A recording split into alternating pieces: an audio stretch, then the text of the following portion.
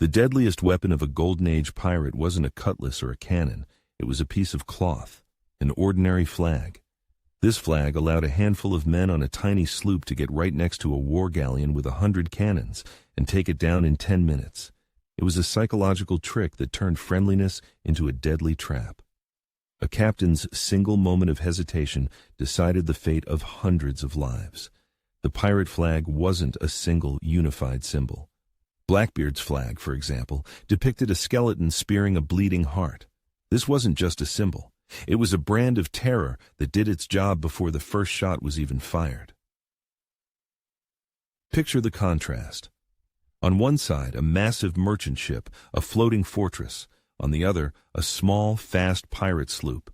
A direct confrontation was suicide for the pirates. The odds were 100 to 1. But they won.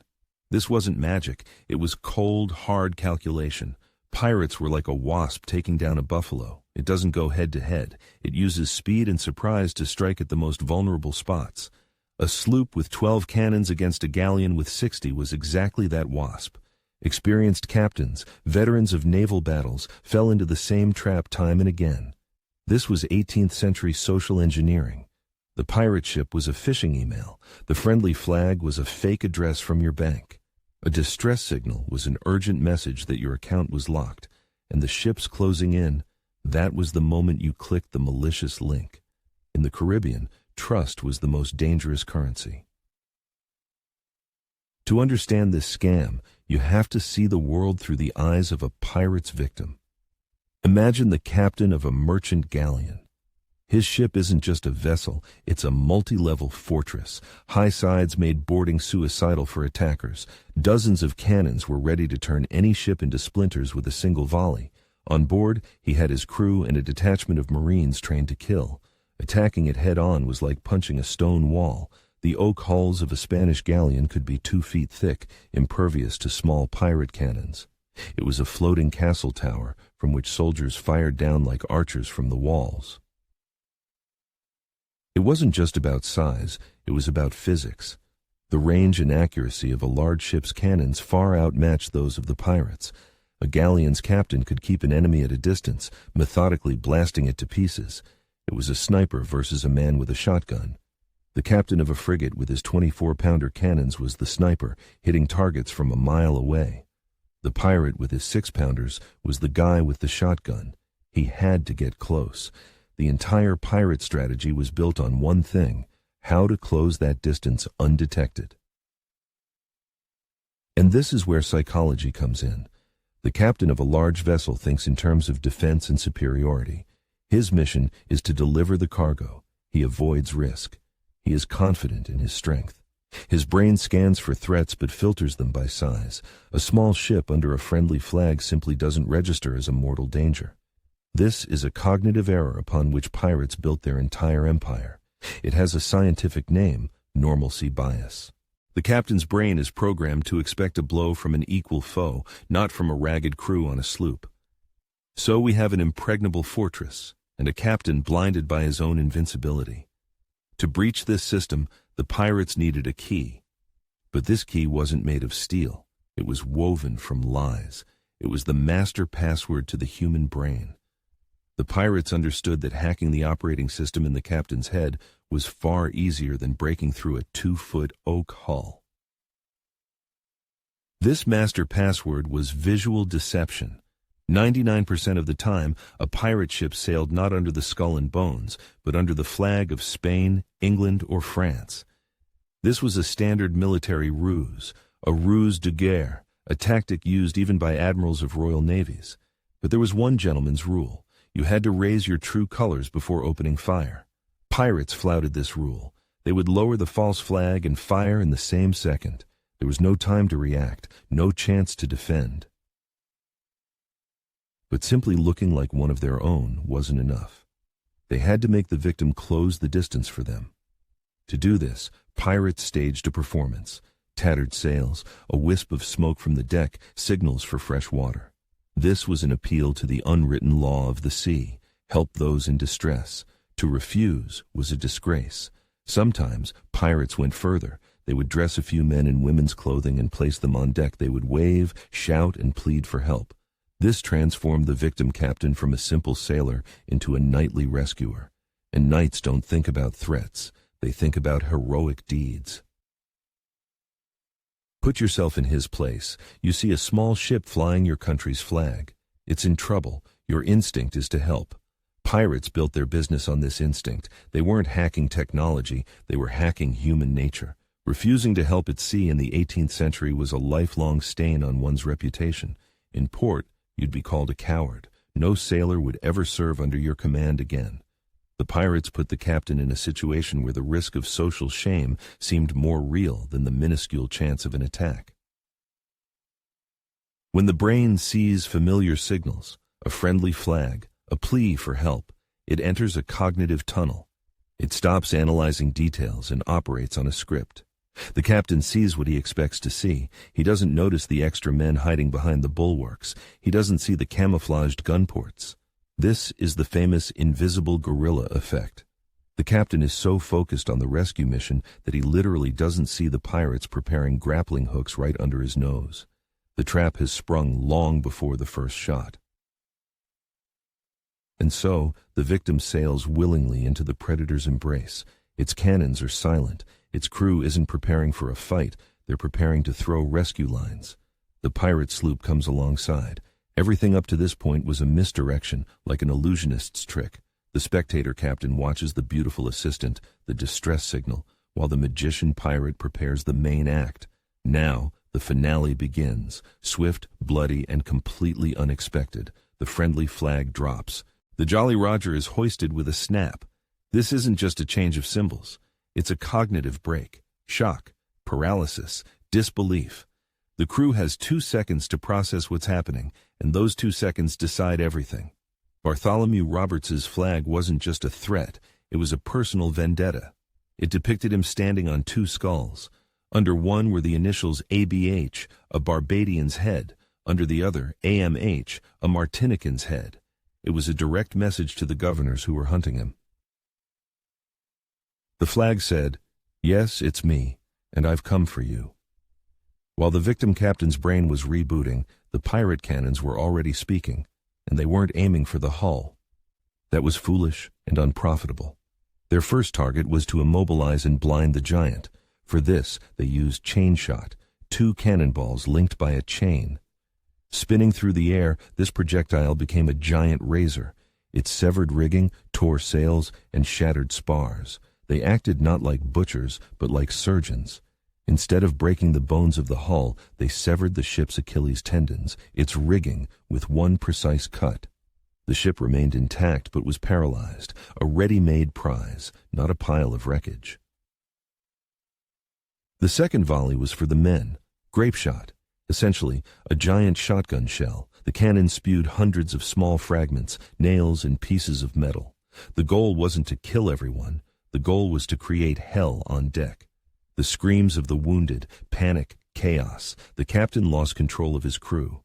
It was an 18th century stun grenade thrown into a room by a SWAT team before an assault. It doesn't destroy the walls.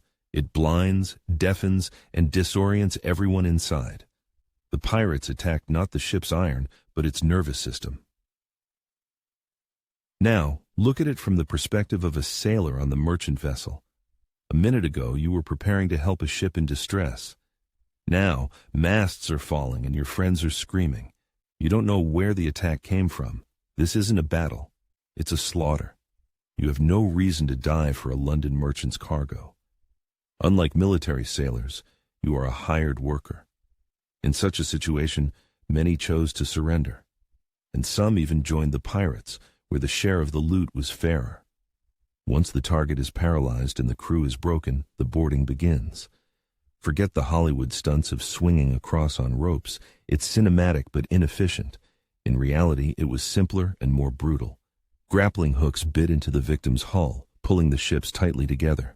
The pirates then simply ran across planks or jumped from one deck to the other. This wasn't a circus act. It was a swift and furious seizure of space, like storming an enemy trench. The handful of pirates were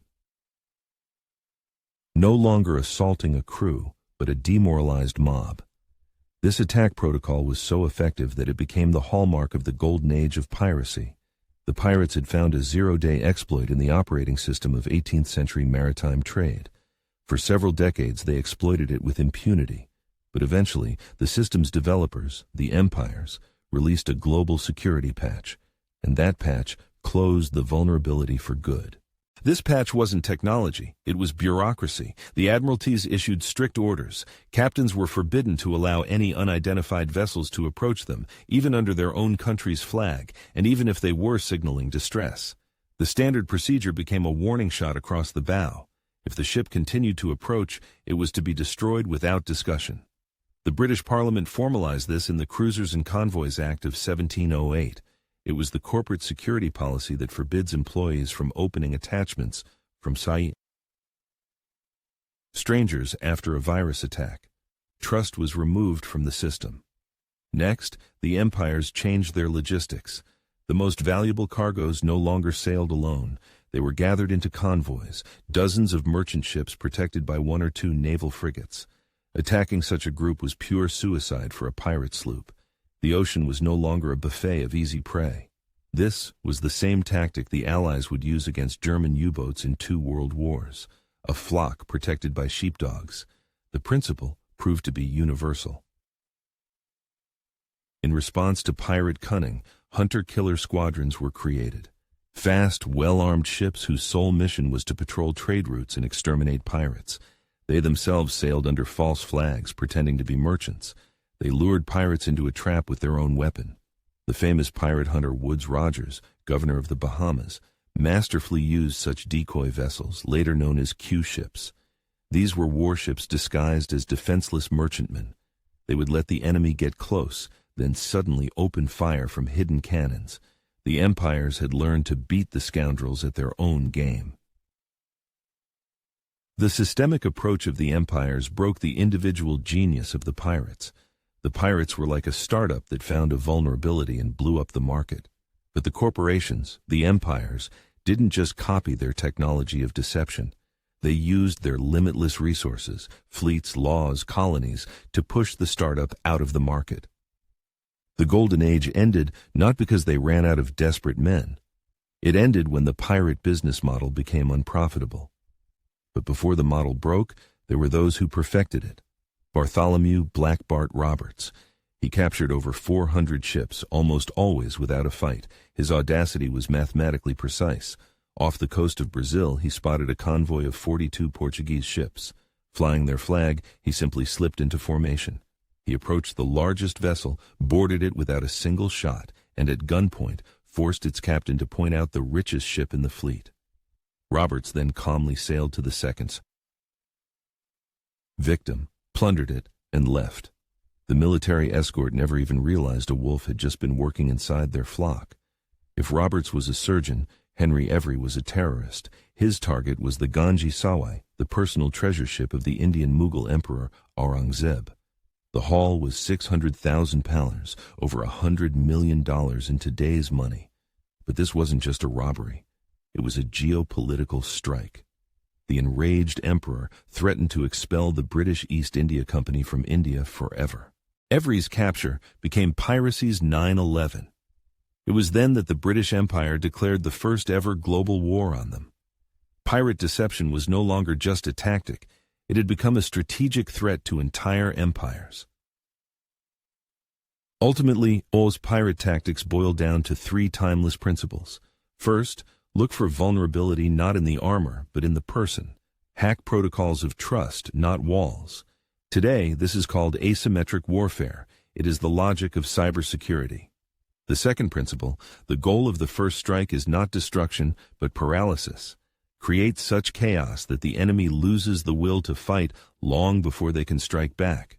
Military theorists would later call this the doctrine of shock and awe. And the third principle, speed is everything. The window of opportunity opened by shock closes in seconds. You must act instantly. Colonel John Boyd would formulate this as the OODA loop. Observe, orient, decide, act. The winner is the one who cycles through this loop faster than the opponent. These pirate tricks are studied in military academies today. This strategy made them rich. It also earned them a reputation as dishonorable murderers. And this leaves us with a choice that has no right answer. On one hand, it's a brilliant military strategy that allows the weak to defeat the strong. On the other, it's a cowardly stab in the back based on deceit. But pirates weren't just a gang of thugs. Many of their ships, like Sam Bellamy's Whydah, were among the world's first democracies. The captain was elected by vote. They saw themselves not as thieves, but as fighters against the tyranny of empires. So what was it? The cunning of David challenging Goliath, or the treachery of a wolf in sheep's clothing?